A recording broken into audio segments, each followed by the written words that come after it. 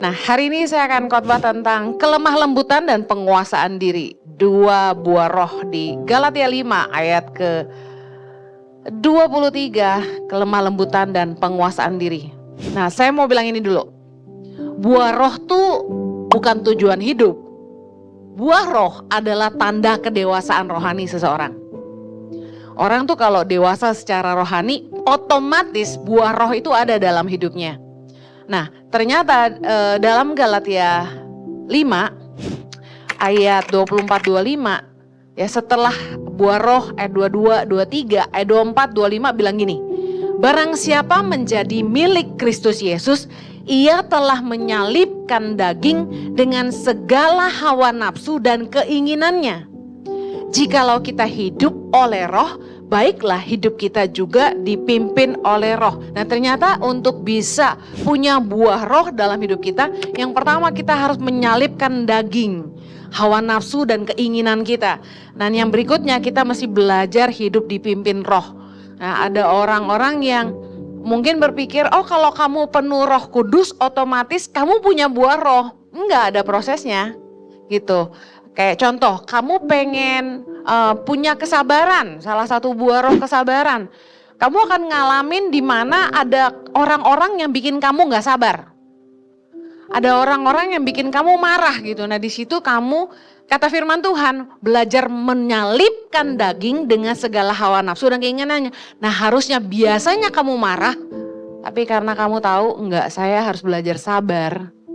Kamu bisa menguasai diri. Nah, hari ini kita mau belajar tentang kelemah lembutan dan penguasaan diri. Saya mau bahas tentang buah roh penguasaan diri dulu. Titus 2 ayat ke-6. Kita baca sama-sama. 3, 2, 1. Demikian juga orang-orang muda, nasihatilah mereka supaya mereka menguasai diri dalam segala hal. Katakan menguasai diri dalam segala hal. Nah, kendala buat orang muda itu adalah emosinya labil, meledak-ledak, terus lebih mengikuti hawa nafsu daripada akal sehat. Iya Pak ya? Ini gak boleh amin, karena kita harus tolak ini, ya kan? Nah, ada yang mungkin bilang, enggak tuh, yang tua juga sama emosi, papa saya begitu gitu kan ya, misalnya. Emosi labil, meledak-ledak, kemudian makanya mudah dipengaruhi orang ya. Kemudian ngikutin hawa nafsu daripada akal sehat. Nah, makanya nasihat ini buat orang muda, belajar menguasai diri. Contoh, menguasai diri saat marah. Efesus 4 ayat 29. Janganlah ada perkataan kotor keluar dari mulutmu, tetapi pakailah perkataan yang baik untuk membangun di mana perlu, supaya mereka yang mendengarnya beroleh kasih karunia. Nah, biasanya nih kalau orang udah marah atau emosi, pasti ngomongnya tuh jorok, bener gak? Jangan pakai alasan lagi emosi, lagi marah, terus kita maki orang gitu, pakai perkataan kotor. Dasar kucing kamu, belalang kamu gitu kan ya. Jangan dong. Firman Tuhan katakan gini, Kolose 3 ayat 8, 3, 2, 1. Tetapi sekarang buanglah semuanya ini, yaitu marah, geram, kejahatan, fitnah, dan kata-kata kotor yang keluar dari mulutmu. Jangan lagi kamu saling mendustai karena kamu telah menanggal kamu selama serta kelakuannya. Itu nggak ada di situ. Nah, jangan pakai alasan, sorry gue lagi marah nih, terus ngomong jorok. Firman Tuhan katakan, jangan, buanglah semuanya itu, marah, geram, kejahatan, fitnah, dan kata-kata kotor yang keluar dari mulutmu.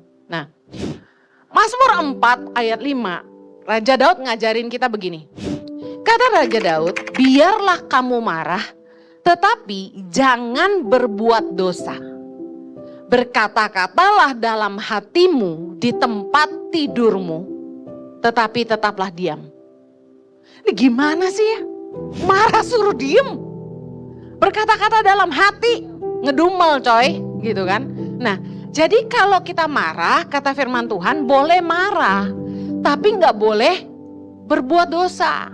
Nah, kalau sampai kamu nggak bisa menguasai emosimu, lalu kamu mulai maki orang, maki pembantu, teman gitu pakai bahasa yang kotor, itu tuh dosa.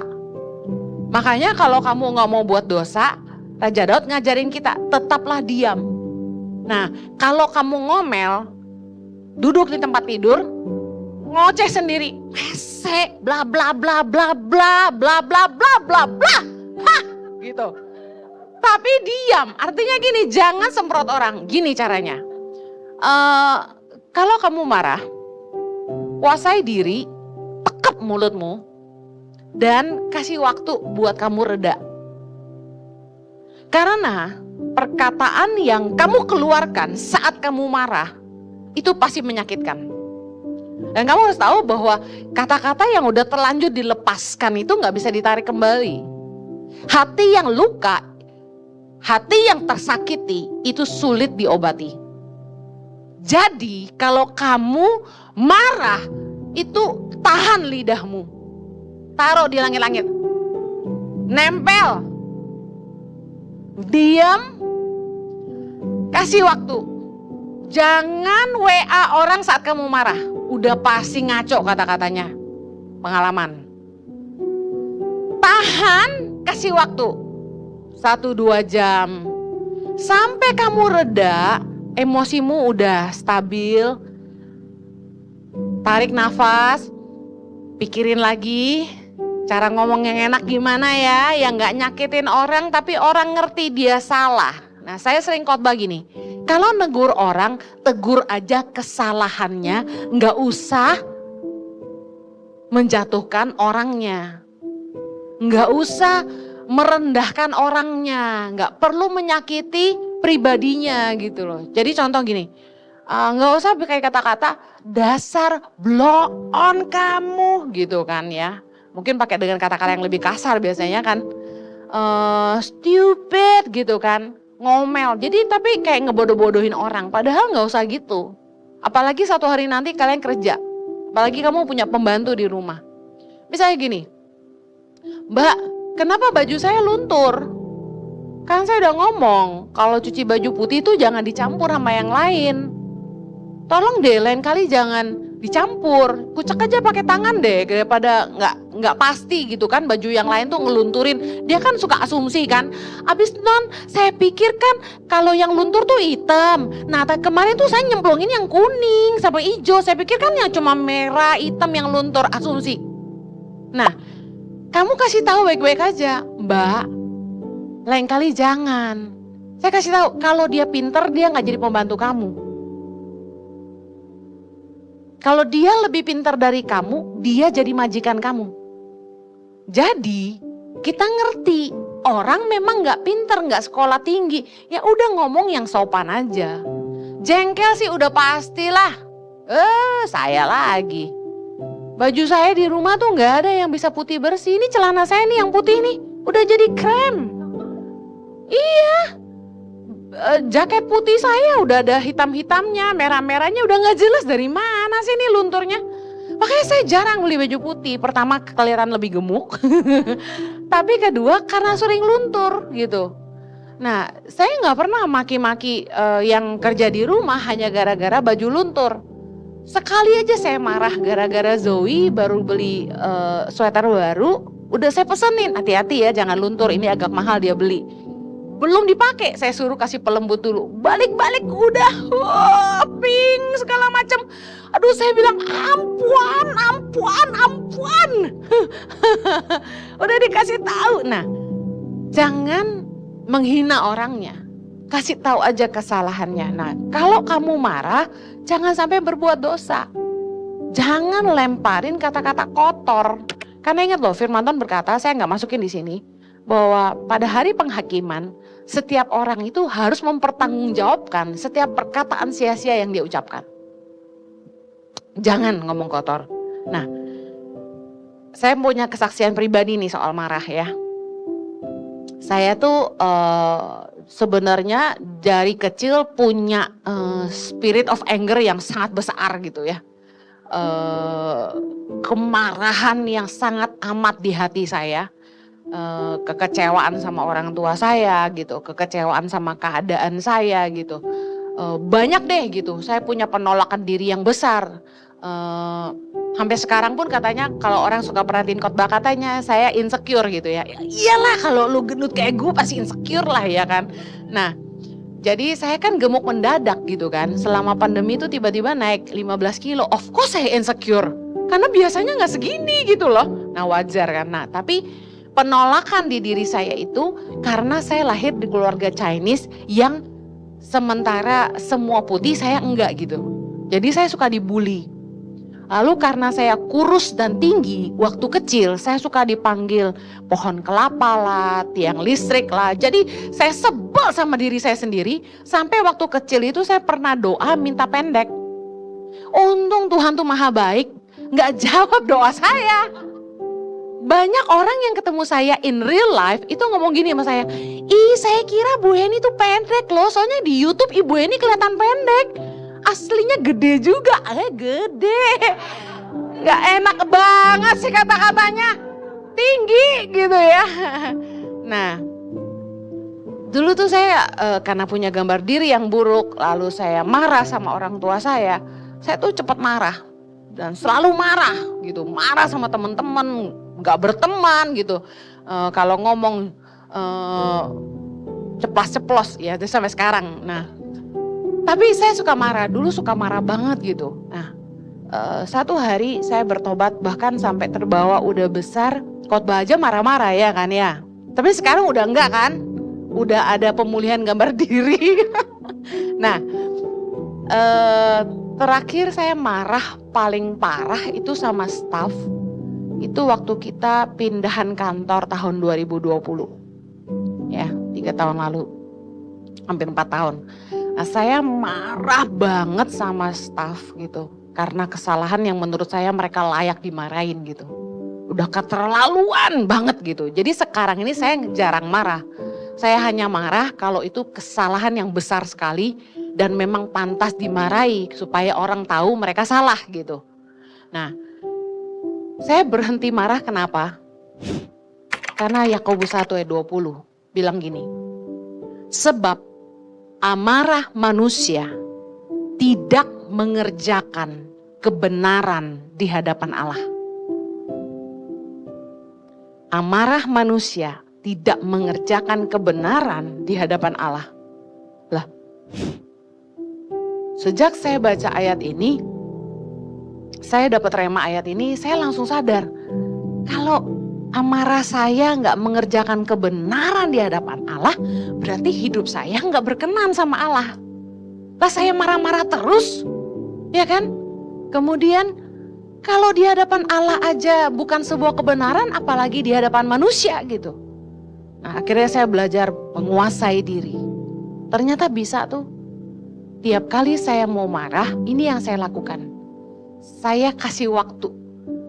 Sampai kurang lebih sejam, 2 jam saya diam. Saya pikirin baik-baik apa yang saya harus ngomong. Kalau dulu anak-anak asrama bikin salah, that's it, panggil, set. Mama panggil, datang, udah tahu semua. Ada apa ini gitu. Staff kalau udah dipanggil sama Ibu Heni. Wah udah gemeter semua. Ada apa ini, ada apa. Karena udah tahu dipanggil artinya mau dimarahin gitu. Nah sekarang udah jarang saya panggil. Mereka malah merindukan saya panggil ya kan. Nah, karena kalau saya panggil berarti mau dibagi-bagi hadiah. Nah jadi sejak saya punya rema ayat ini, saya belajar berhenti marah. Nah gimana caranya? Saya belajar menguasai diri gitu. Jangan marah. Karena saya mikirin gini. Ketika saya marah, pasti perkataan saya tuh melukai orang lain. Yang kedua, keputusan yang saya ambil pasti salah. Bayangin hati kita lagi marah, mana ada yang benernya? Gak ada yang benar. Jadi pastikan ketika kamu marah, jangan ambil keputusan apa-apa. Ketika kamu marah, jangan ngomong apa-apa. Ini akan menyelamatkan masa depan kamu. Orang suka sembarangan ngomong, putus aja. Abis itu, kenapa gue bilang putus?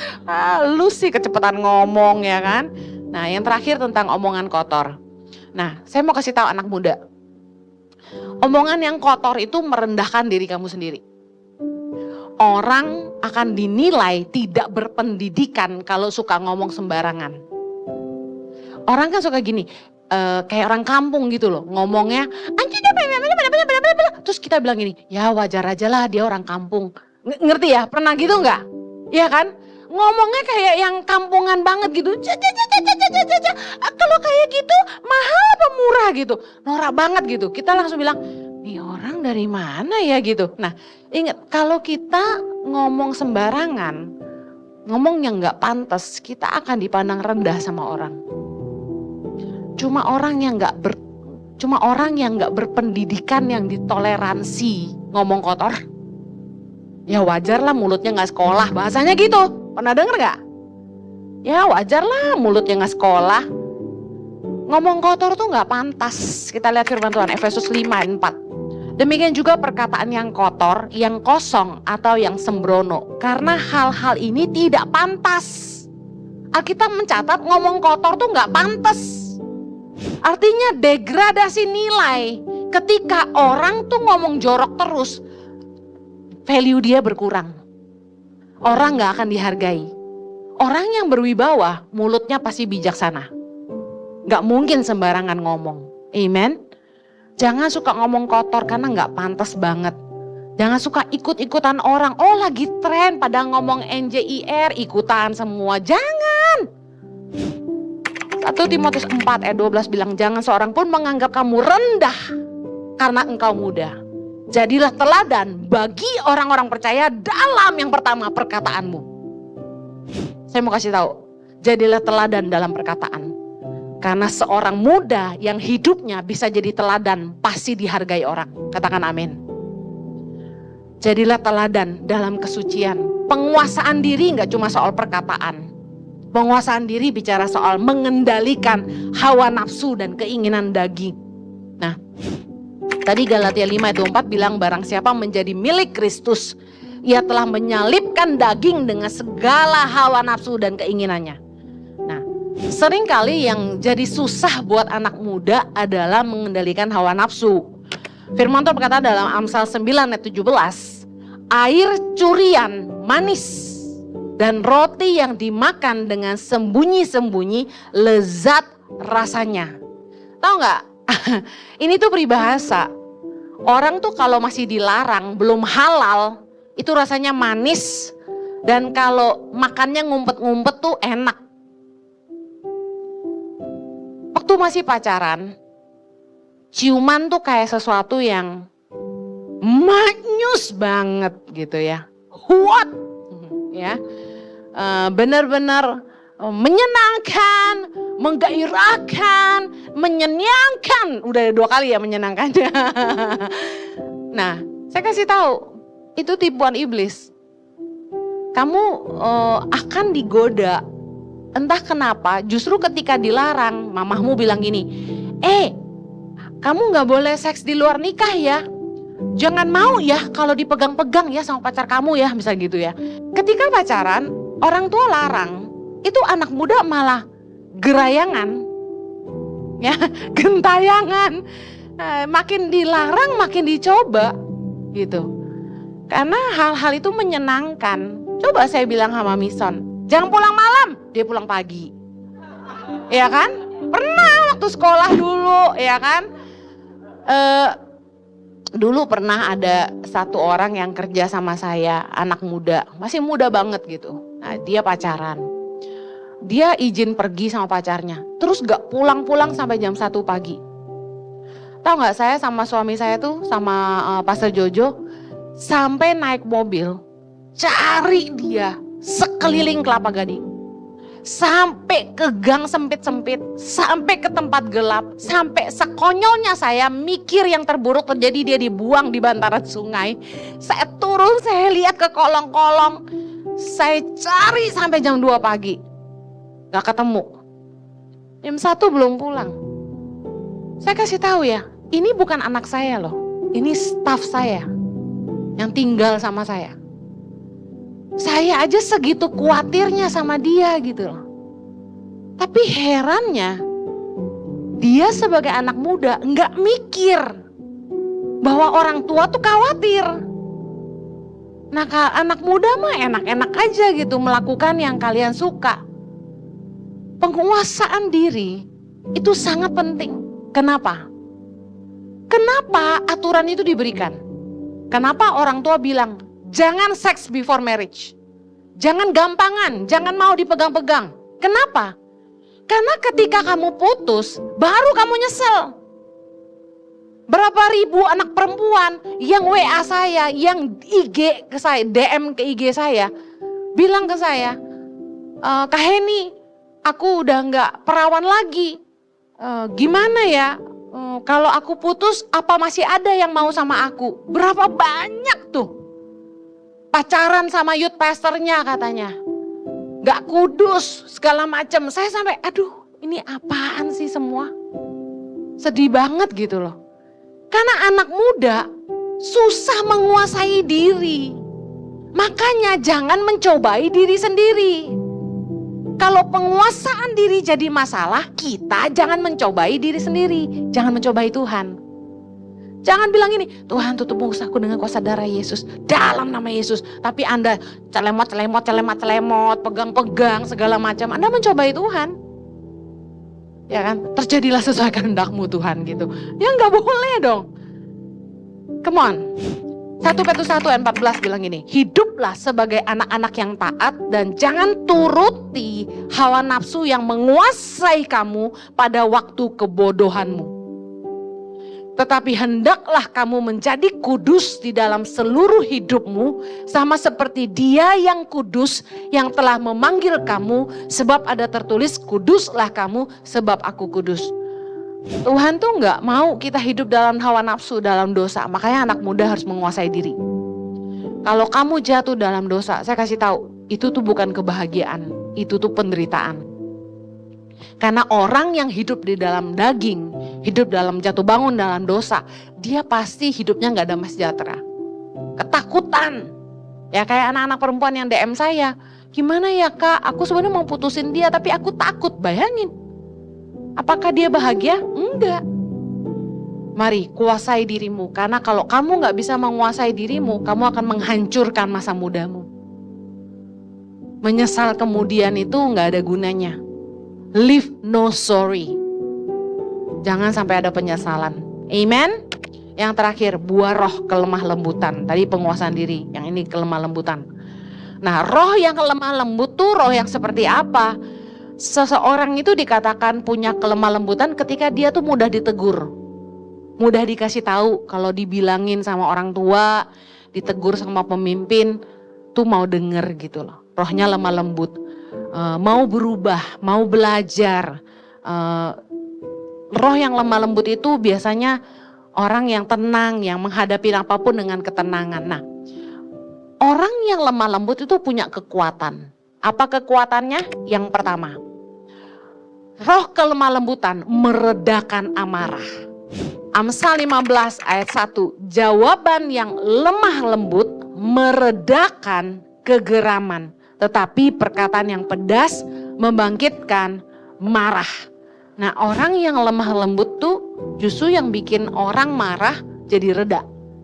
Tapi kalau orang yang gak lemah lembut, ngejawabnya dengan kasar lagi, malah menyulut api, orang jadi tambah marah. Nah, saya menyaksikan sendiri, saya punya staf yang super lemah lembut. Nah, Pastor Jojo itu pemimpin yang sangat galak dan tegas menurut saya ya. Langsung ngangguk dia.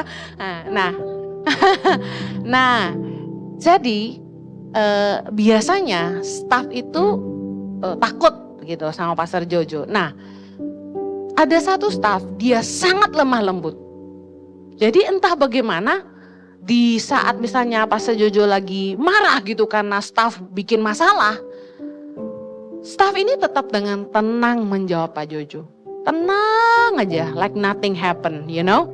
Yang lain jawabnya dengan udah suara bergemetar kayak Ferry gitu. Iya Pak, iya Pak, iya Pak. Tapi kalau dia tuh bisa tenang, iya. Jadi begini ya Pak ya. Jadi gini. Tenang aja. Jadi saya perhatikan berapa kali gitu ya. Pastor Jojo tuh kayak jadi mati gaya gitu. Jadi mau marah lagi atau diterusin apa enggak nih gitu, karena orang ini kok tenang banget gitu. Jadi ayat ini tuh bener loh. Jawaban yang lemah lembut meredakan kegeraman. Jadi kalau kamu punya papa yang pemarah, udah jawab dengan santai, lemah lembut saja. Nggak usah pakai papa tidak pengertian, nggak usah gitu. Jawab aja ya. Apalagi misalnya dengan pujian, papa tambah ganteng saat papa marah. Nah, terus kekuatan roh lemah lembut apalagi? Roh kelemah lembutan menuntun orang ke jalan yang benar. Keren gak nih? Nah, punya mamah yang lemah lembut tuh luar biasa nih. 2 Timotius 2 ayat 25. Ada amin mison? Tara amin ngana tara dapat 2. 2 Timotius 2 ayat 25, baca sama-sama. Dan dengan lemah lembut dapat menuntun orang yang suka melawan, sebab mungkin Tuhan memberikan kesempatan kepada mereka untuk bertobat dan memimpin mereka sehingga mereka mengenal kebenaran. Satu lagi, Galatia 6 ayat yang pertama. Bisa?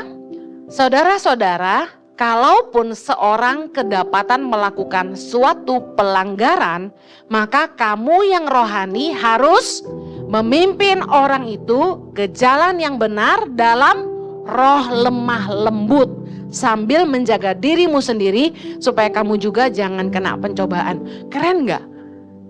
Kelemah lembutan tuh punya power. Tadi meredahkan amarah, yang kedua menuntun orang yang suka melawan, menuntun orang kembali ke jalan yang benar. Nah, jadi satu pelajaran penting.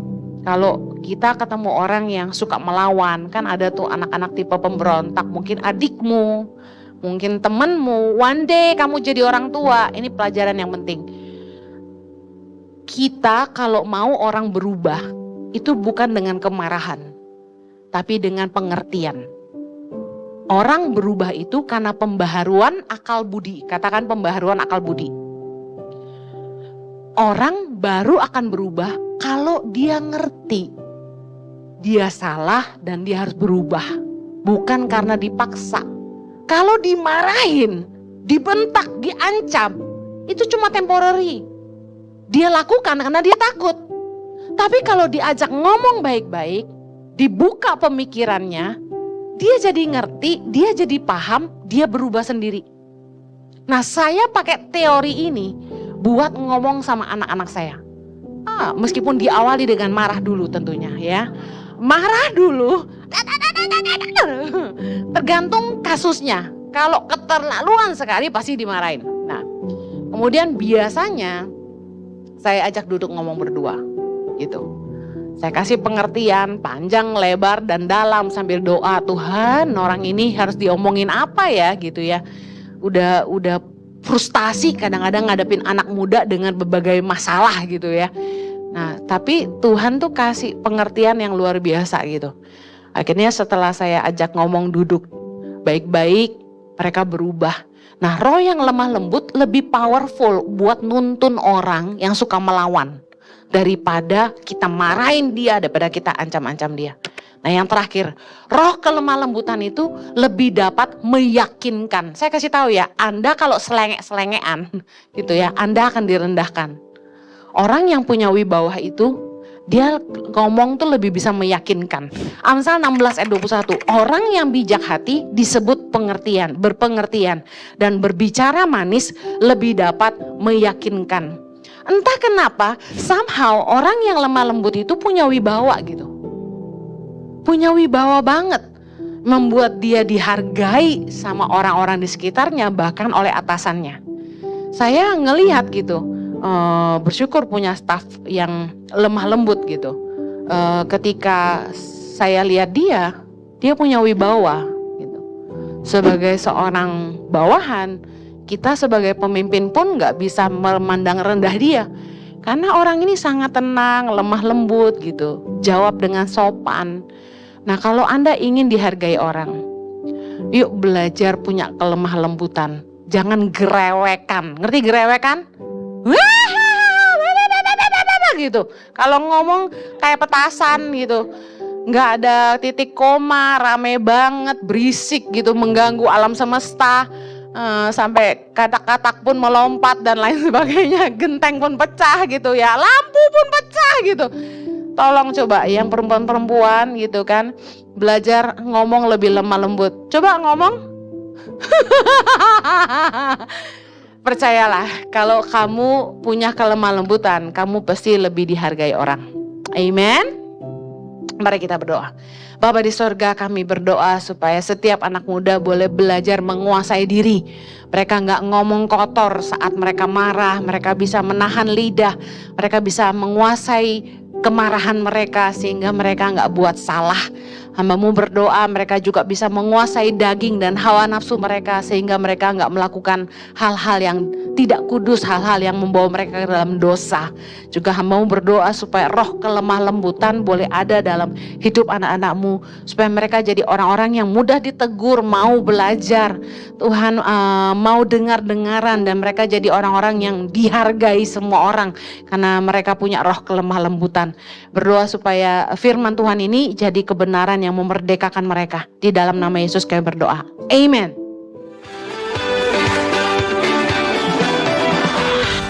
Pastinya teman-teman semua diberkati, khususnya firman Tuhan dari Kak Heni, dari Pastor Heni Kristianus, untuk mengingatkan kita sebagai anak-anak muda yang hidup dalam apa? Penguasaan diri dan kelemah lembutan. Karena itu jadi bagian di mana Tuhan hidup dalam kehidupan kita. Amin. Dan dengan demikian berakhir dalam sebulan ini tema tentang buah roh, dan akan ada tema yang baru minggu depan, yaitu tentang berkarya. Berharap teman-teman diberkati dalam Impact Youth yang ada. Jangan lupa terus saksikan bersama-sama, ikuti ibadah Impact Youth setiap hari Sabtu jam 5 sore waktu Indonesia Barat di channel YouTube-nya Impact Community Indonesia. Dan bagi teman-teman di Jakarta sekitarnya, khususnya daerah Kelapa Gading, Sunter, Kemayoran yang dekat-dekat sini, kami undang bersama-sama ibadah onsite Impact Youth yang ada dengan jam yang sama, jam 5 sore di Gereja Impact Community Indonesia, Mall of Indonesia, lantai P3, jam 5 sore. Pastikan teman-teman bisa hadir bersama-sama dengan kami.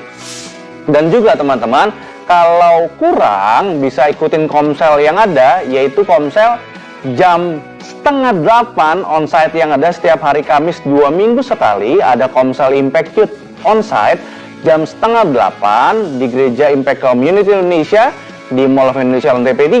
Teman-teman yang mau ikut tinggal hubungin di sini. Nah, bukan cuma onsite, tapi memang diawali oleh ada Impact Family, yaitu komsel di mana online ada di sana. Ada Zoom, kalian bisa Zoom bareng-bareng, punya keluarga yang baru juga di sana. Anda bisa daftarkan ada di sini. Nanti akan ditaruh di grup WhatsApp dan kalian bisa Zoom bareng, punya keluarga bareng yang baru bertumbuh di dalam Tuhan. Dan ada segmen tertentu, jadi teman-teman yang pelajar sama pelajar, yang bekerja sama bekerja, dan lain-lain. Jadi ada segmen-segmen tertentu di mana kalian pasti bisa ngobrolnya, bisa searah, bisa dua arah ngobrolnya, dan bisa ngomongin nyambung karena satu segmen yang ada. Kami mengundang teman-teman bisa bertemu bersama kami di Impact Family, Komsel Impact Community Indonesia. Dan untuk teman-teman semua yang belum punya tempat ibadah tetap, kami mengundang bisa hadir beribadah bersama-sama dengan kami, yaitu di Gereja Impact Community Indonesia setiap hari Minggu jam 9, 11, jam 1, dan jam 3 sore. 9, 11, jam 1, jam 3 sore kami mengundang teman-teman bisa hadir bersama dengan kami beribadah di Gereja Impact Community Indonesia, Mall of Indonesia, lantai P3. Dan teman-teman semua, Impact Youth ada pelayanannya, yaitu Impact Youth Goes to Campus. Kalau teman-teman punya pelayanan, punya persekutuan doa, punya grup-grup kecil di mana ada Tuhan diberitakan di sana, baik dari sekolah maupun kuliah yang ada, kalau mau Impact Youth layanin, bisa hubungi nomor di sini. Kami siap melayani teman-teman, bantu teman-teman semua, mentoring dalam pemuritan dan lain-lain, untuk bisa semakin memenangkan banyak orang mengenal Kristus, menerimanya sebagai Tuhan dan Juru Selamat dalam kehidupan mereka, dan ketemu anak-anak muda, ketemu Tuhan, ketemu panggilan apa yang Tuhan taruh dalam hati mereka. Amin. Dan teman-teman semua, terakhir, kalian semua yang pasti udah tahu ini, untuk mensupport pelayanan Yayasan Tangan Pengharapan, ada kaos-kaos keren ini, khususnya edisi kemerdekaan Agustusan ini. Kalian bisa beli dan jadi berkat dari apa yang kalian beli, karena kalian tahu setiap pembelian kalian membantu anak-anak pedalaman yang ada. You buy means you donate. Itu aja teman-teman semua. Sampai ketemu minggu depan. Tuhan Yesus memberkati. Dapat mengisi Google Form atau scan QR Code di layar Anda. saudara dapat mengirimkan permohonan pelayanan doa dan konseling. Atau jika Anda memiliki doa yang terjawab, serta kesaksian atas jawaban doa Anda, melalui Google Form, WhatsApp, atau email impactcommunity.id@gmail.com. Bagi Anda yang rindu untuk dibaptis, Anda dapat mendaftarkan diri Anda dengan scan QR Code yang ada di layar kaca, atau menghubungi kami di 0811 9777 745. Tangan Pengharapan memproduksi merchandise Positive by YTP dan batik Tangan Pengharapan untuk menolong pendidikan anak-anak pedalaman Indonesia. Pembelian dapat dilakukan di online store Tangan Pengharapan, di Tokopedia, Shopee, dan WhatsApp merchandise Tangan Pengharapan di 0813 1100 5568. Life-changing Holy Land Journey ke Mesir, Israel, dan Jordan. Daftarkan diri Anda dalam trip Holy Land Special 60-Minute Worship bersama Yesua Abraham, Michael Panjaitan, Marlon Bolung, Ichi Worship Team, dan Pastor Yohanes dan Pastor Henny Christianus. 1 hingga 13 Oktober